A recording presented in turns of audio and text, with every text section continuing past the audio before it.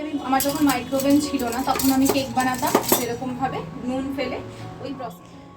অনেক অনুভূতি শেয়ার করে তোমাদের কাছ থেকে যেমন মনে জোর পাই, আবার আমার কথা শুনে অনেকেই মনে জোর পাও।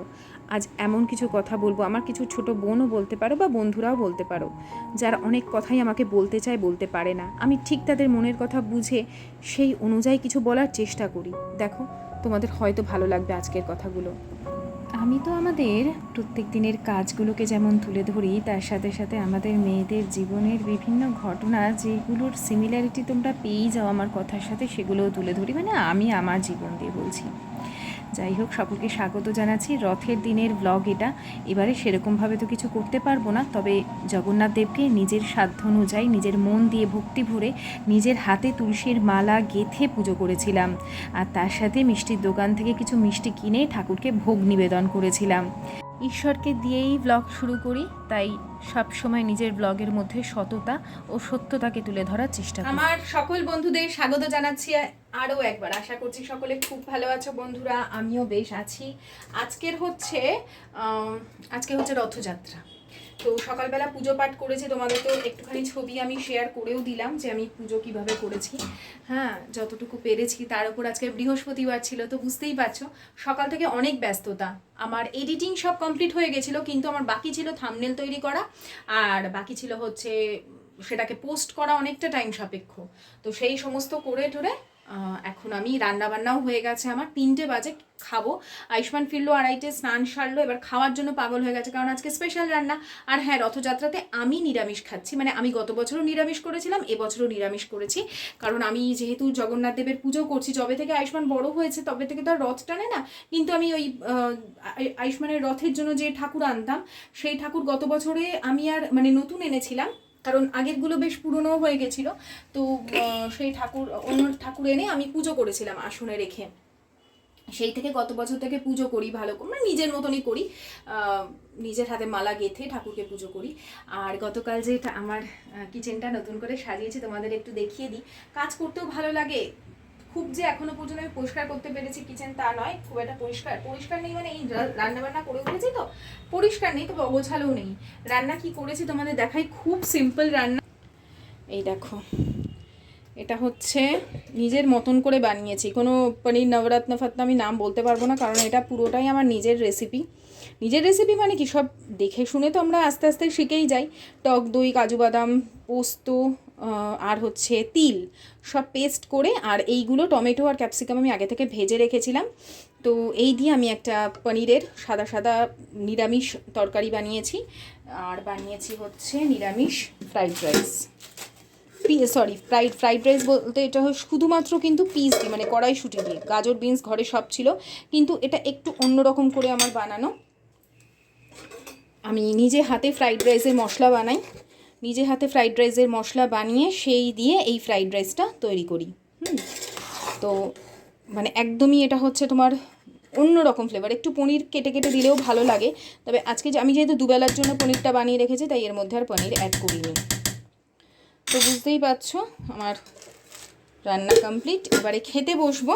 তার আগে আয়ুষ্মানকে বলি যে একটু আশিসকে ফোন করতে, কারণ ও আসবে কি না আসবে। আমার যতটুকু মনে হয় এখন খেতে আসবে। বাবা, একটু বাবাকে ফোন করো তো। শোনো, বল বাবা তুমি কখন খেতে আসবে, আমরা তাহলে খেতে বসে যাচ্ছি।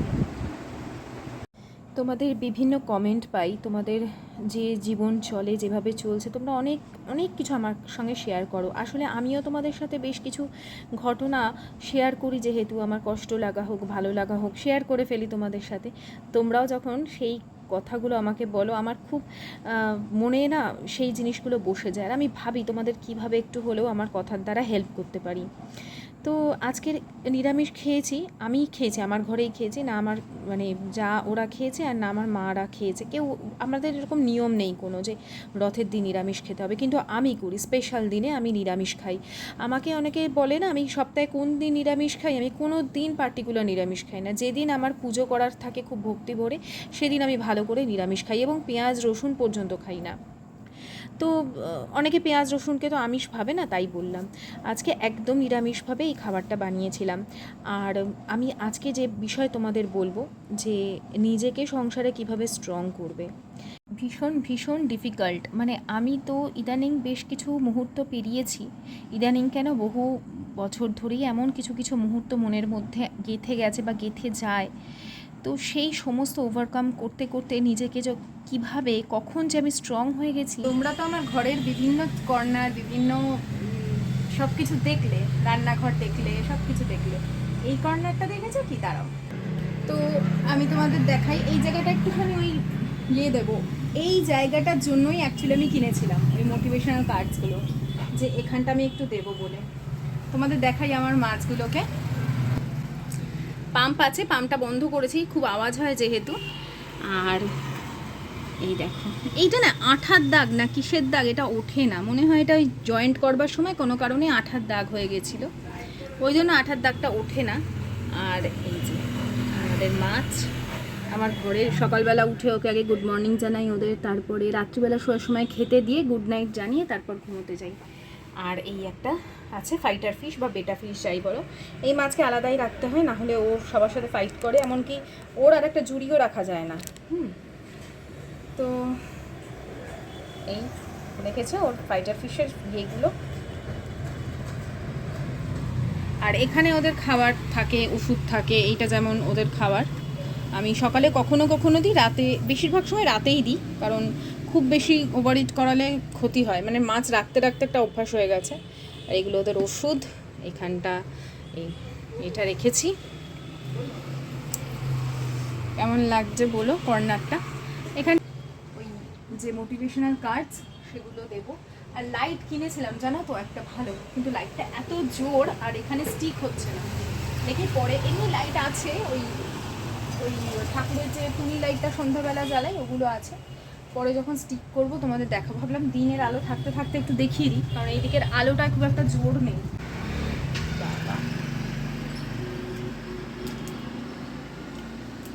আমরা তিনজনের জন্য খাও খাও তুমি খাও, 3টা আইসক্রিম কিনি, কিন্তু একটাকে আমরা 3জনে ভাগ করে খাই, আবার একটাকে 3জনে ভাগ করে খাই, আবার পরের দিন একটাকে 3জনে ভাগ করে খাই, আর সব থেকে বেশি খায় আয়ুষ্মান। আমরা কি বলো তো, আমি একটা গোটা আইসক্রিম খেতে পারি না। কোথায় যাচ্ছে বাবা? কই যাও? কেন?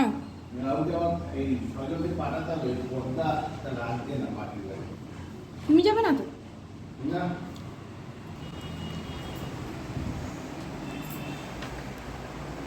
আমি আর খাবো না, তুই খেয়ে নে, খেয়ে জল খাবি কিন্তু।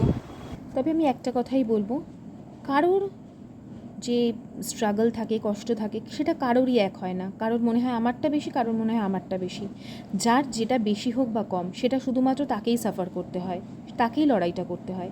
তো যাই হোক, আমি দেখো এইটা হয়ে গেছে সন্ধ্যের মুহূর্ত। সন্ধ্যা মানে বিকেল বিকেল এই সময়টা। আয়ুষ্মান খেলা থেকে চলে এসছে, বৃষ্টি হচ্ছিল, আর ওইদিকে আয়ুষ্মানের জামাটা গেছে ভিজে। আমি কেচে বারান্দায় মেলে দিয়েছিলাম, গেছে ভিজে, ঘরে এনে মেলে দিয়েছি। বৃষ্টির সময় যা হয় আর কি। আশি সেই ঘরেই আছে। নিজের এই শান্ত পরিবেশটা একটু তোমাদের সামনে শেয়ার করছি। আমি যাব এখন রান্নাঘরে চা করতে, সন্ধ্যা হয়নি বলে না এখনও পর্যন্ত সন্ধ্যাটা দিইনি। ইদানিং থেকে সন্ধ্যা দিতে দিতে বিভিন্ন বাড়িতেই, মানে অনেক ঘরেই সন্ধ্যা দিতে দিতে দেরি হয়ে যায়। তার কারণ সন্ধ্যা হতে একটু সময় লাগে। আগে আমি 6টা বাজতে না বাজতে আরতি করে দিতাম, কিন্তু এখন দেখি বিভিন্ন বাড়িতে এবং বিভিন্ন মন্দিরেও সন্ধ্যা হয়ে যাবার পরেই দেখছি যে আরতি হচ্ছে। তা আমিও ভাবলাম যে তাই করি। তো একদম পিসফুল ইভিনিং এই সময়টা, ভাবলাম একটু তোমাদের দেখাই যে একটা শান্ত মুহূর্ত আমরা সবাই কামনা করি। মনের মধ্যে অশান্তি বা ঘরগুলো অগোছালো বা নিজেদেরই উঠতে ভালো লাগছে না, শুয়ে শুয়ে মোবাইল স্ক্রোল করছি, এইভাবেই দিনগুলো পেরিয়ে যাওয়ার মধ্যে কোনো সার্থকতা নেই। নিজেদেরকে উঠে দাঁড়িয়ে নিজেদেরটা সুন্দর করে করতে হবে, একটু পরিশ্রম, ব্যাস, আর কিচ্ছু না, কাজকর্ম আর নিজেদের ভালো লাগাকে। একটা সময় মনে হয় আমার যে কেন জানি না নিজের প্রায়োরিটিগুলোকে সরিয়ে দিয়েছি। শুধু সকলের ভালো কিসে থাকবে, কে কীভাবে ভালো থাকবে, কার কিসে ভালো লাগবে, এই চিন্তা করতে গিয়ে নিজের প্রায়োরিটিকে আমি একদম সরিয়ে দিয়েছি। আমি যে ড্রেস পরতে ভালোবাসতাম, আমি যেগুলো খেতে ভালোবাসতাম, আমি যেখানে যেতে ভালোবাসতাম বা যে কাজগুলো করতে ভালোবাসতাম, সেগুলো কখন যেন আমি বিদায় দিয়ে দিয়েছি নিজের জীবন থেকে। যার ফলে কি হয়েছে, আমার ভেতরে আস্তে আস্তে খারাপ থাকা, ভালো না লাগা এগুলো তৈরি হয়েছে। তোমরা মিলিও তো যে এমন বেশ কিছু জিনিস একসময় আমাদের নেশা ছিল, যেটা আমাদের মন ভালো করে দিত, সেগুলো আর করার সময়ই পাই না। মনে হয় আগে তো ছেলেকে পড়াতে বসে, আগে তো রান্না করি, আগে তো ওর জন্য এটা করে রাখি, আগে তো ওর জামা ইস্ত্রি করি, আগে তো এইগুলো করি। এই করতে করতে আমরা নিজেদের কখন যেন হারিয়ে ফেলেছি, আর তারপরেই শুরু হয় মানসিক অশান্তি। তাই আমি এবার থেকে, কেন বেশ কিছুদিন হয়ে গেছে, ঠিক করেছি নিজের যেটা ভালো লাগা আগে তো সেটা করব, তারপরে অবশ্যই অন্যান্য কাজগুলো। এখন ভগবান আমাদের সেই দায়িত্ব দিয়েছেন যে সংসারের কাজটা আমাদের এখন মেন প্রায়োরিটি, সেটা তো করবই। এবং কিভাবে করব, যখন আমাদের মানসিক বা আমরা শারীরিকভাবে অসুস্থ, আমাদের বিভিন্ন হরমোনাল চেঞ্জেসের মধ্যে দিয়ে মাসে যেতে হয়, তো আমাদের শারীরিকভাবে দুর্বল থাকাটাই স্বাভাবিক ব্যাপার। তারপরেও নিজেদের যেটা ভালো লাগা ছিল এক সময়ের, সেইটাকে যেন আমরা হারিয়ে যেতে না দিই। আর একটা হচ্ছে, সেদিন এক বন্ধু খুব ভালো আমাকে একটা পরামর্শ দিয়েছে যে একা বেরিয়ে পড়বে পায়েল, দেখবে ভালো লাগবে। এটা একদম সত্যি কথা। কারোর সাথে বেরোনোর থেকে, কারণ কারোর সঙ্গে বেরোচ্ছি মানে তার কথা অনুযায়ী তো আমাকে চলতে হচ্ছে, তার ওপর কিছুটা হলেও ডিপেন্ড করতে হচ্ছে। এটা ভীষণ সত্য কথা যে একা থাকা, এনজয় করা খুব দরকার।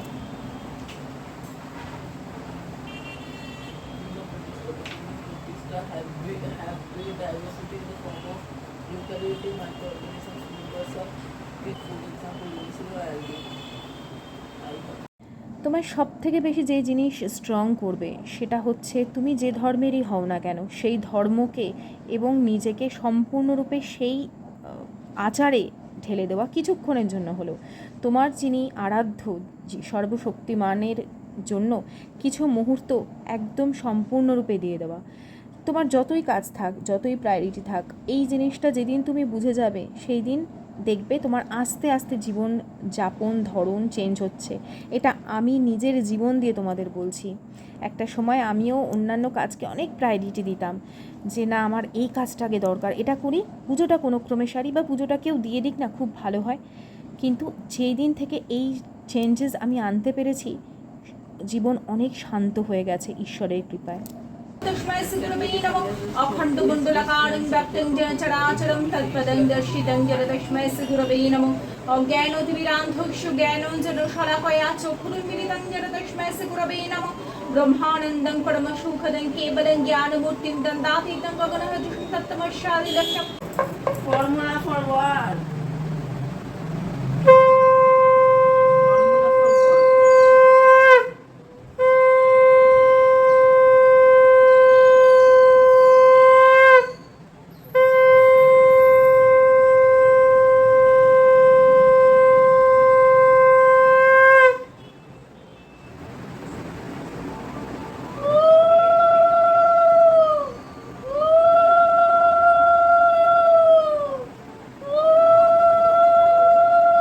আমি ওই জন্য খুব চেষ্টা করি আমার পুজো পাঠ একটু হলেও আমার ব্লগে থাকুক। কারোর ভালো লাগুক না লাগুক, আমার ব্লগটা শুদ্ধ থাকছে, বা আমার ব্লগের মধ্যে দিয়ে কিছু একটা ভালো জিনিস যাচ্ছে পরিবেশে।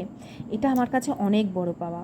আমাকে এক বন্ধু জিজ্ঞেস করেছিলে কদিন আগে যে আমি সর্ষেটা যে কিনেছিলাম কী করলাম। সর্ষেটা এখনও পর্যন্ত দিইনি, সর্ষেটা দেবো শনিবার দিন। আপাতত প্রত্যেক দিন আমি কর্পূর আর লবঙ্গটা দিয়েছি, তবে বৃহস্পতিবার কিন্তু লবঙ্গ দেওয়া যাবে না। हरे कृष्ण कृष्ण कृष्ण हरे हरे हरे राम राम राम हरे हरे चोखटा खोलो हरे कृष्ण कृष्ण कृष्ण हरे हरे हरे राम राम राम हरे राम Square हरे कृष्ण कृष्ण हरे हरे हरे राम राम राम हरे हरे। সন্ধ্যা দেওয়ার পর এই যে কর্পূর ডিফিউজারটা, এটা অবশ্যই অন করি, অল্প করে ঢেলা কর্পূর দিই। আচ্ছা, আমার জানো তো ভীমসেনী কর্পূরের থেকে ঢেলা কর্পূর বেশি ভালো লাগলো। আমি ইদানিং ভীমসেনীটা এনেছি, তবে ঢেলা কর্পূর কিন্তু বেস্ট।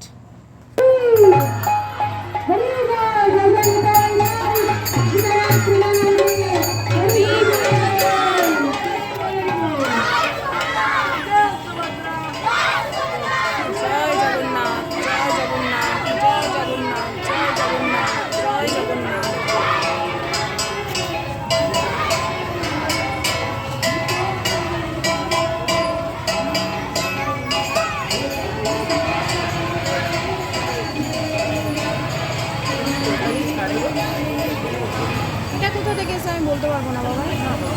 পোলাও নিয়ে আনতে বাবা পেলে নিশ্চয়ই আনবে। জয় জগন্নাথ, জয় জগন্নাথ। এবার আমরা তো প্রভু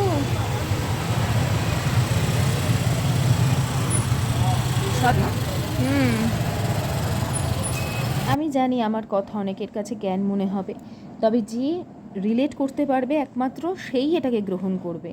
আমি যেমন প্রচুর মানুষের ব্লগ দেখি যাদের সাথে আমি রিলেট করতে পারি, কিন্তু এই ভালো জ্ঞান দেওয়ার লোকের এখন খুব অভাব।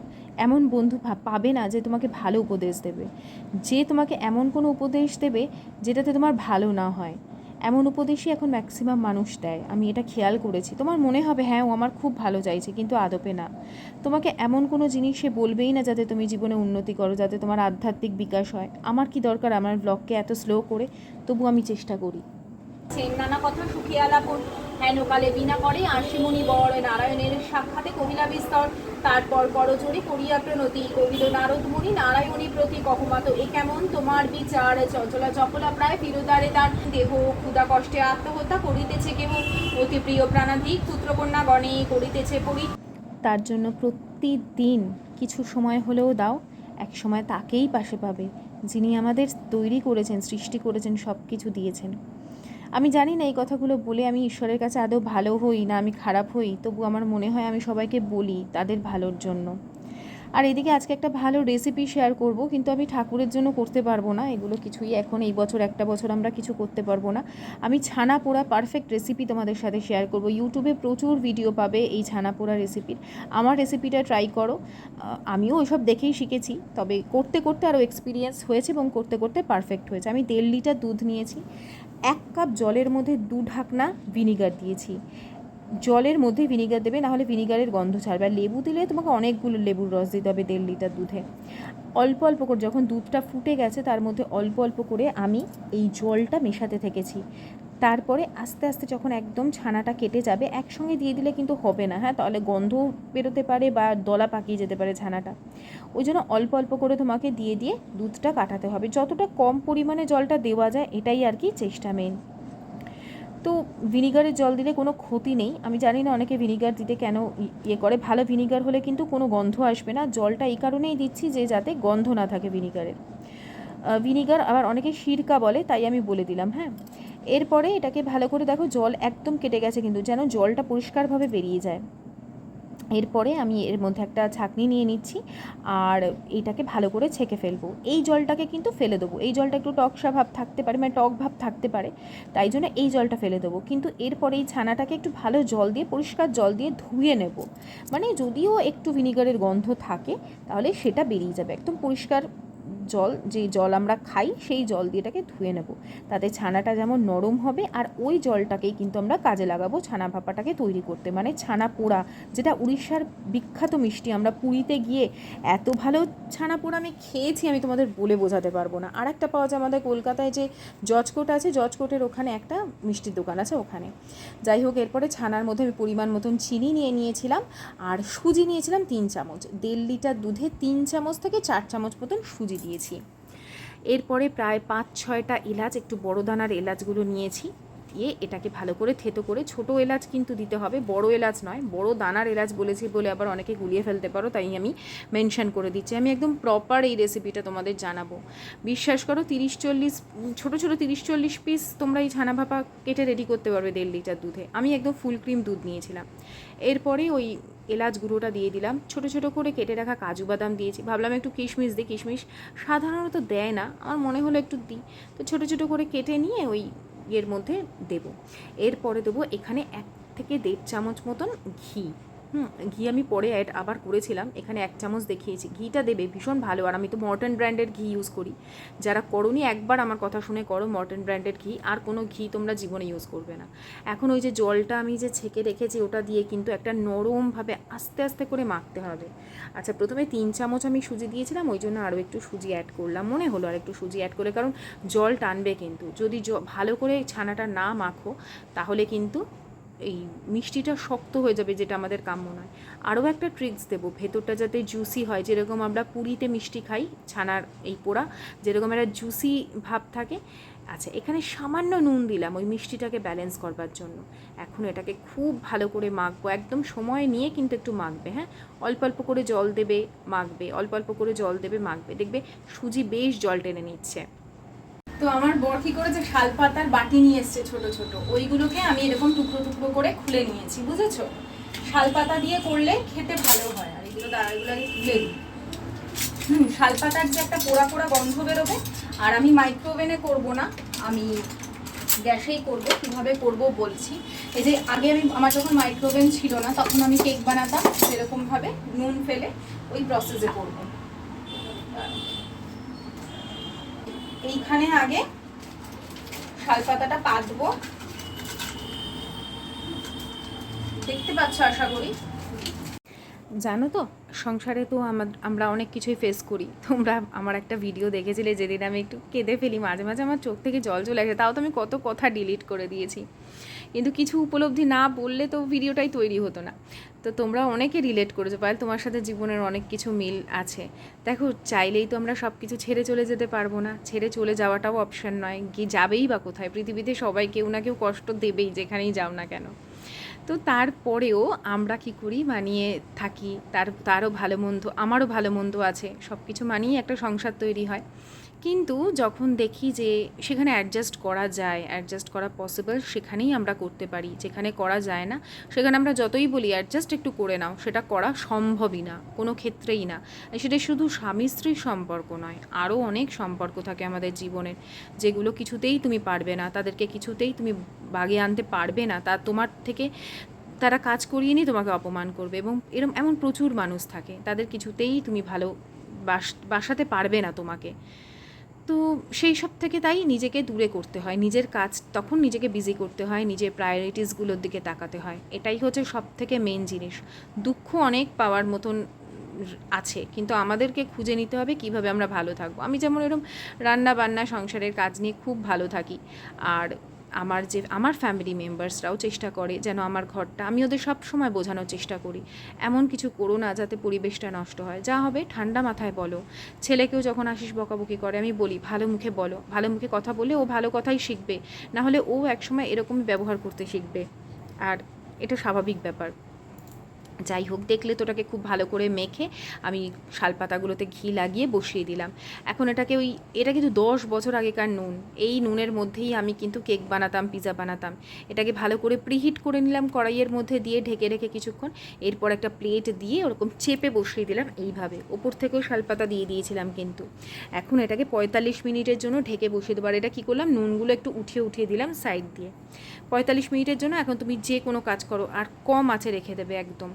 কী যে ভালো ছানার কেক তৈরি হবে। আরও একটা ট্রিক্স দেবো বললাম না, যাতে ভেতরটা জুসি হয় একদম, সেটাও দেখতে থাকো।